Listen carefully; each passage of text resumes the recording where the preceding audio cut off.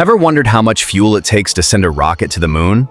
The Artemis II rocket carries millions of kilograms of fuel. Interestingly, when that fuel burns, the main exhaust is just water vapor. Here's a question. If rocket fuel turns into water and creates almost no pollution, why don't airplanes use it to stop polluting the skies? Stick around, because the answer shows why space travel is so incredibly hard. Every kilogram you send into space needs 20 to 30 kilograms of fuel just to get there. And here's the crazy part. Most of that fuel isn't lifting the astronauts, it's lifting the fuel itself. To lift 1 kilogram of payload, you need fuel. Then extra fuel to lift that fuel. And more fuel to lift that extra fuel. That's why rockets are mostly fuel. The crew takes up surprisingly little space. The SLS rocket is enormous.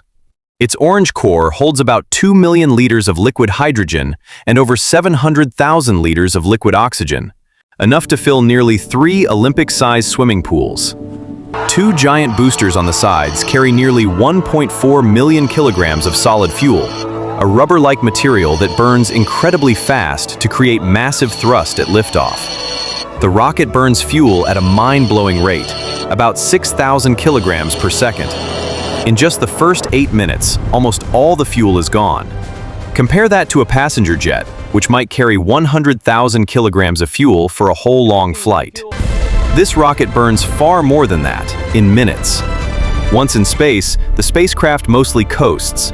Engines are only needed for translunar injection and minor course corrections. On the way back, only tiny bursts are used for steering. Now, here's the fascinating part. When liquid hydrogen and oxygen burn, the exhaust is mostly water vapor, one of the cleanest rocket exhausts possible. So why don't planes use hydrogen instead of jet fuel? Hydrogen has huge energy for its weight, but it takes up too much space, must be stored extremely cold, and is expensive to produce, more than it's worth.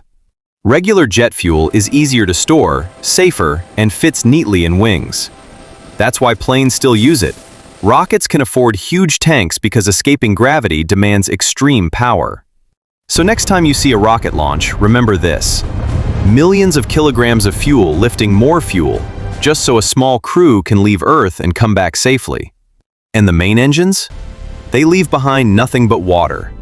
Space travel is wild, and the physics behind it is even wilder. Thanks for watching Brain Melt Lab. If your brain is still recovering, take a moment. Subscribe.